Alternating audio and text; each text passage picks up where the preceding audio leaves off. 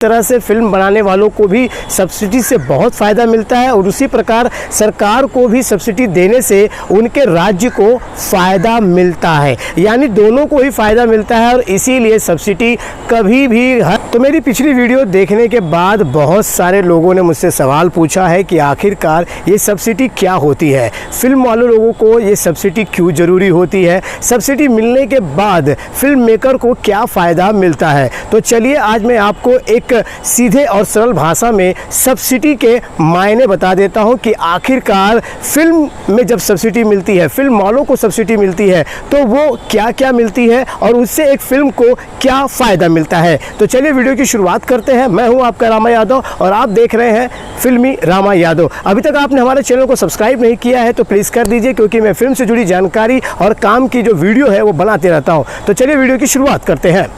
Subsidy का मतलब आपको पता ही होगा, अगर नहीं पता तो मैं आपको एक सरल भाषा में बता देता हूं कि इसका मतलब ही यही होता है किसी न किसी प्रकार की एक विशेष छूट जो सरकार के द्वारा या किसी संस्था के द्वारा उस किए गए कार्य वाले जो व्यक्ति होते हैं या संस्था होती है उसको दी जाती है। यानी अगर किसी राज्य की सरकार आपको सब्सिडी दे रही है तो कुछ विशेष जो है ना आपको सुविधाएं और छूट जो है वो मिल रही है। हम बात कर रहे हैं अभी इस समय फिल्म की, तो मैं फिल्म पे ही रहता हूँ। आखिरकार एक फिल्म वालों को यानी फिल्म बनाने वाले लोगों को सब्सिडी की क्यों ज़रूरत पड़ती है और ये सरकार उन्हें क्यों देती है और इस सब्सिडी का फ़ायदा वो कैसे उठाते हैं, एकदम बिल्कुल सरल भाषा में बता देता हूँ। भारत के कई राज्यों ने फिल्म मेकरों को यानी फिल्म बनाने वालों को अलग अलग समय पर सब्सिडी दी है। तो चलिए सब्सिडी से हमें क्या फ़ायदा मिलता है, यानी फिल्म बनाने वाले लोगों को क्या फ़ायदा मिलता है। देखिए, अगर फिल्म बनती है तो पहले एक जो है कहानी होती है।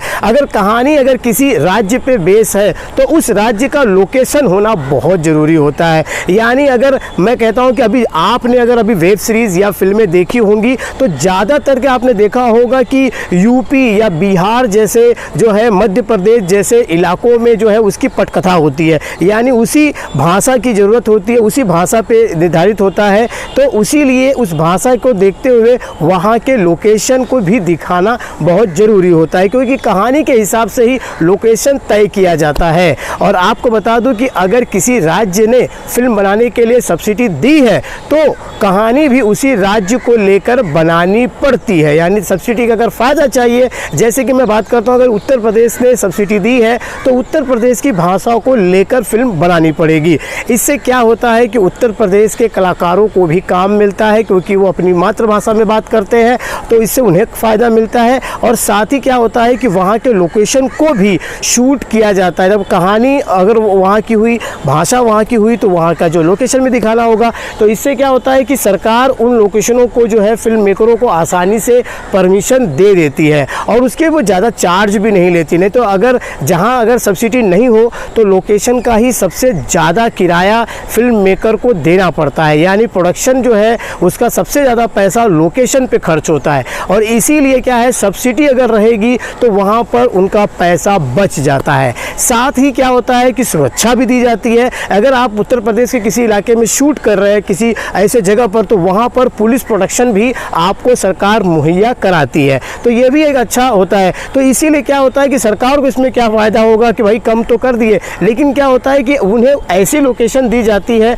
और फिल्म मेकर उन लोकेशन पर जब शूट करते हैं तो फिल्म देखने के बाद उस लोकेशन पर लोग जाना पसंद करते हैं, यानी घूमना पसंद करते हैं। इससे क्या होता है कि टूरिज़्म यानी जो पर्यटन जो है वो ज़्यादा बढ़ जाता है, टूरिस्ट वहाँ आना ज़्यादा शुरू हो जाते हैं, क्योंकि फिल्म में वो जो देखते हैं उसको अपनी आंखों से देखना पसंद करते हैं। और इसीलिए वो क्या होता है कि जैसे कि अभी आप बनारस का घाट ले लीजिए, गंगा घाट ले लीजिए, इलाहाबाद संगम ले लीजिए, तो यहाँ पर कई सारे वेब सीरीज और जो है ना कि फिल्मों की शूटिंग हो चुकी है। फिल्मों में ये लोकेशन देखते हैं और उन्हें अच्छा लगता है तो सोचते हैं कि हम इसी जगह पर घूमने जाएंगे। तो वहाँ पर जाने के बाद टूरिज़्म बढ़ जाता है। टूरिज़्म बढ़ने से वहाँ के लोगों को रोज़गार के अवसर मिलते हैं, यानी वहाँ का राज्य जो है एक तरफ से जो है अच्छी कमाई करना शुरू कर देता है। तो ये सारी चीज़ें होती हैं, इसीलिए फिल्म मेकरों को समय समय पर अलग अलग राज्यों ने सब्सिडी दी है। और जब सब्सिडी मिलती है तब फिल्म मेकर वहाँ पे शूटिंग करते हैं तो उनका करीबन बजट जो होता है वो कम होते जाता है, जिससे उन्हें काफ़ी फ़ायदा मिलता मिलता है और साथ में सरकार भी उनको सपोर्ट करती है। तो इससे क्या होता है, दुगना फ़ायदा मिल जाता है कि उनका जो है प्रमोशन हो जाता है और इसी तरह से सरकार और फिल्म मेकर को लगातार फ़ायदा होते रहता है और समय समय पर हर राज्य जो है फिल्म मेकरों को सब्सिडी देती है। आपको एक बात और बता देता हूँ, ऐसा राज्य ही नहीं देती है, कई कई देश भी देते हैं। यानी जो विदेश में जैसे लंदन, अमेरिका, जापान, चाइना जैसे कई जो राज्य हैं वो भी अपने राज्य में जो है सब्सिडी देते हैं। अगर फिल्म मेकर कोई हो, जैसे कि वो बता देते हैं कि आप हमारे कंट्री में आ सकते हैं और अपनी कंट्री में जो है आप जो है हमारी कंट्री का जो लोकेशन है वो शूट कर सकते हैं और इस आधार पे हम आपको सब्सिडी देंगे। तो यार ये तो जो फिल्म मेकर को सोने पे सुहागा हो जाता है, वो ऐसे कंट्री में जाते हैं और शूट करते हैं। और इसीलिए आपने देखा होगा कि समय समय पर अगर कोई एक पिक्चर लंदन में बनती है तो उसके पीछे कई सारी फिल्मों में लंदन के ही जो है सीन दिखाई देते हैं और अमेरिका का दिखता है तो अमेरिका के, क्योंकि वहाँ पर सब्सिडी दी जाती है और इसी सब्सिडी की लालच में लोग जो है कई फिल्में, जो फिल्म मेकर हैं अलग अलग कंट्री के लोग जो है वो वहाँ जाते हैं और फिल्मों को शूट करते हैं और जब उनको आप देखते हैं पर्दे पर तो आपकी इच्छा जाग जाती है और आप भी सोचते हैं कि हम भी कभी लंदन जाएंगे और वहाँ के मौसम का नज़ारा लेंगे और वहाँ के लोकेशन को देखेंगे।